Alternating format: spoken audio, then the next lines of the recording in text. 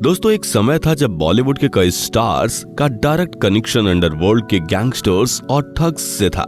पर जैसे जैसे समय बदला, हालात भी बदल गए और आज के दिन Bollywood industry neat and clean है। पर दोस्तों, पिछले कुछ दिनों में ऐसे दो ठग्स और गैंगस्टर सामने आए हैं जिनका कनेक्शन बॉलीवुड से है। एक के तो अफेयर बॉलीवुड की हसीनाओं से चल रहा था, वो भी एक से नहीं बल्कि कईयों से, और एक ने तो सीधे सलमान खान को जान से मारने की धमकी दे डाली। और ये धमकी कोई खोखली धमकी नहीं है, ये धमकी उसने दी जिसने पॉपुलर सिंगर सिद्धू मूसेवाला को मरवाया था। जी हाँ दोस्तों, शायद आपने सही गेस किया, हम बात कर रहे हैं कॉमन, सुकेश और गैंगस्टर लॉरेंस बिश्नोई की। जहां आज के समय में सबसे बड़े ठग की उपाधि सुकेश को मिली है, वहीं सबसे पॉपुलर और पावरफुल गैंगस्टर की लिस्ट में आज लॉरेंस का नाम टॉप पर शामिल है। ये दोनों आज के समय के सबसे पॉपुलर ठग और गैंगस्टर हैं। और मजे की बात तो यह है कि इन दोनों ने कई इलीगल एक्टिविटीज को तिहाड़ जेल से ऑपरेट किया है। जी हाँ, भारत की सबसे सुरक्षित जेल को इन दोनों ने अपना ऑपरेटिंग अड्डा बना रखा था। पर दोस्तों, ये दोनों आज यहाँ तक पहुंचे कैसे, और कैसे सुकेश ने बॉलीवुड की हसीनाओं के साथ स्कैम्स किया और लॉरेंस आज बॉलीवुड के एक बड़े और पॉपुलर स्टार सलमान खान को जान से मारने पर तुला है, इसके बारे में आज हम आपको बताएंगे इस वीडियो में। दोस्तों, सुकेश और लॉरेंस इन दोनों की कहानी किसी बॉलीवुड थ्रिलर मूवी से कम नहीं है, तो इसलिए इस वीडियो को अंत तक देखिएगा। सुकेश दोस्तों, सुकेश चंद्रशेखर का जन्म बेंगलुरु में हुआ था और उसने वहां से 10वीं की पढ़ाई की और फिर 10th के बाद उसने स्कूल छोड़ दिया। यानी कि आप ये कह सकते हैं कि यह बंदा जिसने जेल के अंदर बैठकर 200 करोड़ की ठगी की है, वो 12वीं पास भी नहीं है। दोस्तों, सुकेश जिस स्कूल में पढ़ता था वह एक हाई प्रोफाइल स्कूल था, जहां सारे बच्चे महंगी महंगी गाड़ियों में स्कूल जाया करते थे। वहीं सुकेश अपने पापा के स्कूटर से स्कूल आया जाया करता था। अगर बात करें सुकेश की फैमिली की, तो वो नॉर्मल मिडिल क्लास फैमिली जैसी ही थी और सुकेश चंद्रशेखर 17 साल तक एक नॉर्मल मिडिल क्लास के बालक जैसा था। पर फिर महज 17 साल की उम्र में सुकेश ने कुछ ऐसा किया जिसको करने से पहले एक एक्सपीरियंस स्कैमर भी कई बार सोचेगा। सुकेश ने अपनी सिटी के पुलिस कमिश्नर के फर्जी सिग्नेचर किए और एक ऐसे डॉक्यूमेंट्स को अलाउ करता था जो सुकेश पूरे स्टेट कर्नाटका में कई बार भी कार चला सके। ये पहली बार था जब सुकेश ने कोई इलीगल एक्टिविटी की, या फिर कह सकते हैं कि यह पहली बार था जब सुकेश के द्वारा की गई इस इलीगल एक्टिविटी को रिकॉर्ड किया गया। लेकिन यह तो महज शुरुआत भर थी। इसके बाद सुकेश ने कई स्कैम्स किए।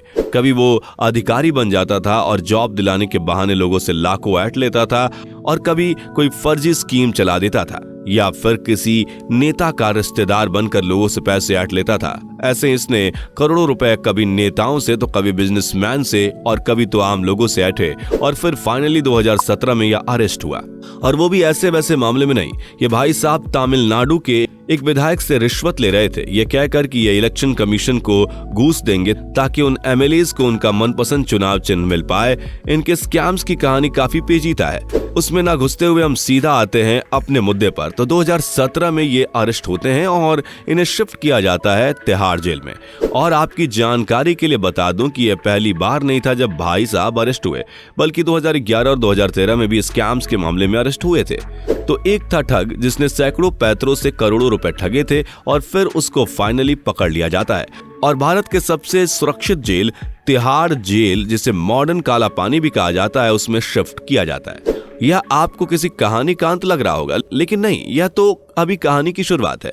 तो एक दिन जैकलीन फर्नांडीज को एक अननोन नंबर से कॉल आता है और सामने से एक आदमी बात कर रहा होता है जो खुद को होम मिनिस्ट्री ऑफिस से बताता है। और फिर सामने से वो बंदा बोलता है कि वो जैकलीन को इनवाइट करना चाहता है as a chief guest in his party, जो कि चेन्नई के एक बंगलो में होने वाली थी। फिर क्या, सामने से अच्छे पैसे ऑफर होते हैं। फिर जैकलीन पार्टी में जाने के लिए मान जाती हैं और फिर उनसे पार्टी का ऑर्गेनाइजर यानी कॉल वाला वो आदमी मिलता है और वो खुद को एक बिजी बिजनेसमैन बताता है और जैकलीन को मना लेता है कि अगर वह कोई एक्सपेंसिव गिफ्ट्स उन्हें भेज दे तो वो उसे एक्सेप्ट कर लेंगी। एंड ऑफ कोर्स महंगे गिफ्ट को भला जैकलीन क्यों ही मना करेंगी। फिर होना क्या था, जैकलीन को कई महंगी महंगी लाखों की गिफ्ट मिलनी शुरू हो गई और जैकलीन भी उन्हें एक्सेप्ट करती ही जाती हैं। यह सिलसिला कई दिनों तक चलता रहा। फिर एक दिन जैकलीन मुंबई से दुबई जाने के लिए मुंबई एयरपोर्ट पर जाती हैं, लेकिन उन्हें वहां पर रोक लिया जाता है और ऑफिशियल्स उन्हें बताते हैं कि आप इंडिया छोड़कर नहीं जा सकती। जैकलीन हैरान हो जाती है और फिर 2 दिन के बाद उनके घर ईडी आती है और जब ईडी उनसे सुकेश के बारे में पूछती है तो जैकलीन कहती है कि वो किसी सुकेश को नहीं जानती। लेकिन जब ईडी उनके और सुकेश के लिक्ड प्राइवेट फोटोज दिखाती है तो जैकलीन अपने डिफेंड में कहती है कि हाँ मैं इसे जानती हूँ, पर उसका नाम सुकेश नहीं बल्कि सुरेश है। और फिर यही वह इन्वेस्टिगेशन था जब बेचारी जैकलीन का दिल टूट जाता है। फिर उन्हें पता चलता है कि जिसके साथ उन्होंने रंगरलियां मनाई वह ना ही कोई बिजनेसमैन था और ना ही जयललिता का रिश्तेदार, बल्कि वह तो एक ठग है जो कि तिहाड़ जेल में बंद है। और वह कोई बिजी बिजनेसमैन नहीं था, बल्कि वह जेल के कर्मचारियों को घूस खिलाकर कुछ समय के लिए इलीगल तरीके से जेल से बाहर निकलता था। और वो पार्टी भी उसने जेल से इलीगल तौर पर बाहर निकलकर ही ऑर्गेनाइज की थी। इसमें भी बड़ा झटका जैकलीन को तब लगता है जब उन्हें पता चलता है कि वह इकलौती ऐसी अभिनेत्री नहीं है जिनको सुकेश इतनी महंगी महंगी गिफ्ट्स दिया करता था। सुकेश ने नोरा फातेही को BMW कार गिफ्ट की थी और सिर्फ जैकलीन और नोरा को ही नहीं बल्कि सुकेश ने सारा अली खान को और जानवी कपूर को भी महंगी महंगी कार गिफ्ट्स की थी। और सुकेश को एक्ट्रेस को झूठ बोलकर फंसाने का यह पहला मामला नहीं था। सुकेश ने अपनी इन हरकतों की शुरुआत एक रीजनल एक्टर लीना पॉल को फंसाकर की थी। और कहानी वही है, सुकेश ने लीना को बताया था कि वो एक प्रोड्यूसर है और तमिल फिल्म उनके साथ बनाना चाहता है। और जब लीना को यह पता चला कि एक्चुअल ये कोई फिल्म प्रोजेक्ट नहीं है, तब तक लीना सुकेश के काफी करीब आ चुकी थी। कहने का मतलब यह है कि इस बंदे को आप सबसे बड़े ठग के साथ साथ सबसे बड़े प्लेबॉय की उपाधि दे सकते हैं। और हाँ, बेशक जिसके जेब में पैसे हों उसके लिए अभिनेत्रियों को बिस्तर पर लाना कोई ज्यादा बड़ी बात नहीं है। और यह सारे पैसे आ रहे थे एक 200 करोड़ की ठगी से जिसको सुकेश अंजाम दे रहा था तिहाड़ जेल में बैठे। जी हाँ, पूरे 200 करोड़ की ठगी, वह भी जेल में बैठकर। इसके बारे में बात करने के लिए यह वीडियो काफी छोटी पड़ जाएगी। अगर आप चाहते हैं कि हम एक और वीडियो बनाएं कि कैसे सुकेश ने तिहाड़ जेल में बैठकर 200 करोड़ की ठगी को अंजाम दिया तो कमेंट सेक्शन में जरूर बताइएगा। एक ठग की तो हमने बात कर ली जिसने एक नहीं बल्कि अनेकों बॉलीवुड की हसीनाओं के साथ स्कैम किया, लेकिन अब बात करते हैं एक दहशत फैलाने वाले गैंगस्टर लॉरेंस बिश्नोई की।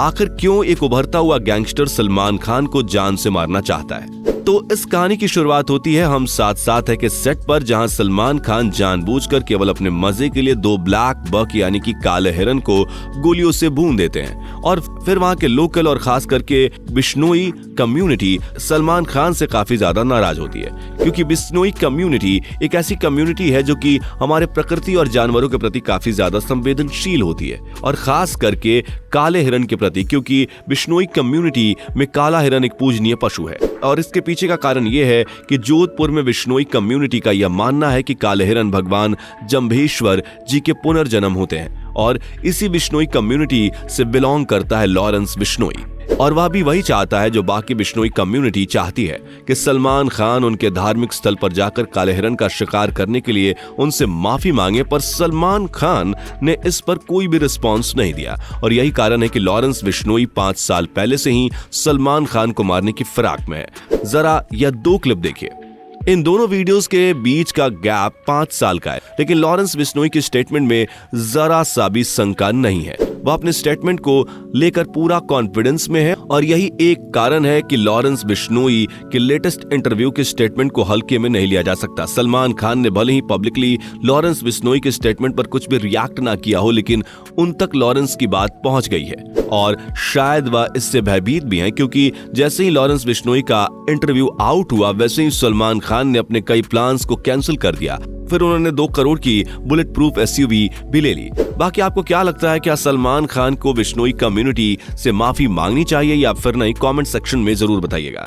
बाकी अगर मेरे ओपिनियन की बात की जाए तो सलमान खान को तो तभी बिश्नोई कम्युनिटी से माफी मांग लेना चाहिए जब सलमान खान ने उन 2 हिरणों का शिकार किया था और उन तक ये बात पहुंची थी और उन्होंने किसी की धार्मिक भावनाओं को ठेस पहुंचाया है। बाकी आज के लिए इतना ही। जरूर मिलेंगे अपने अगले वीडियो में, तब तक चैनल को सब्सक्राइब करके रखिए और बेल आइकन को प्रेस करना मत भूलिए। मिलते हैं अगले वीडियो में, तब तक के लिए जय हिंद, जय महाकाल।